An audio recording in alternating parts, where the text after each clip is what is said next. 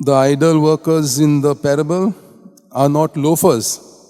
They are laborers who need a job. The fact that they are still waiting at 5 p.m. shows how badly they need work.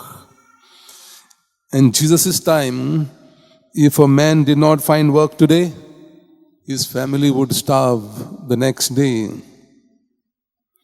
And they often didn't get enough to eat for the tomorrow.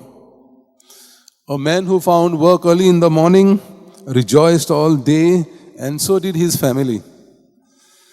Had the early workers not learned that the employee paid the latecomers the full wage, they would have gone home joyful. As it was, they went home angry. The latecomers they stand for the repentant sinners. The early workers stand for those Pharisees who resented sinners entering the kingdom late and getting the same reward as they did. Do we find ourselves resenting the good fortune of others?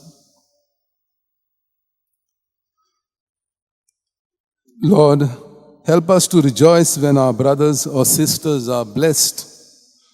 We are all the Father's children.